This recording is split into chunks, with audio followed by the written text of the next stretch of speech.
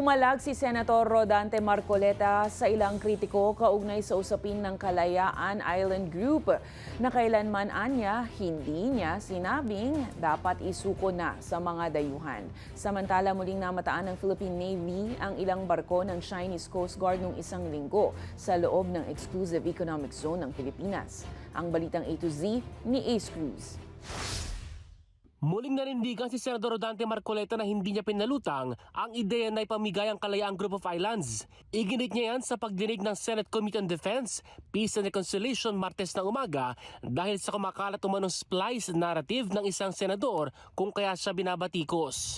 So many times I'm being misquoted by several people, including a retired justice of the Supreme Court.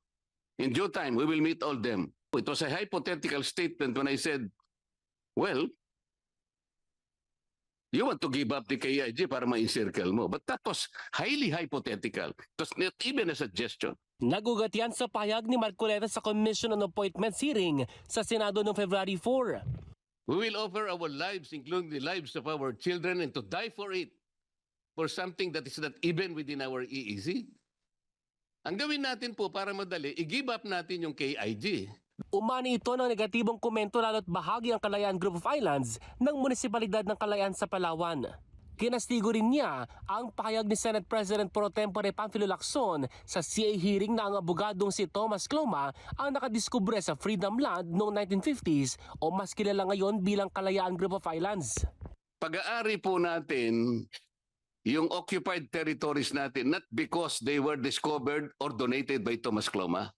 Pag-aari natin simply because nandun ang mga tao natin and we have effective control. Under public international law, kung sino merong effective control, siya yung may-ari. Sa mensahe sa media, inihayag ni Lacson na mainam na tingnan ang historical facts kaugnay kay Thomas Cloma.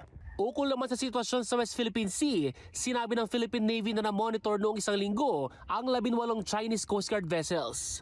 Muling nilang ginit na iligal ang pananatili ng mga ito sa Exclusive Economic Zone o EEZ ng Pilipinas. Una nang sinabi ni Senate Committee on Foreign Relations Chairperson Senator Erwin Tulfo na target matapos ng DFA at ilang claimant countries sa West Philippine Sea ang pagbuo sa Code of Conduct na inasahang magbibigay ng kaayusan sa usapin. Para sa balitang A to Z, Ace Cruz.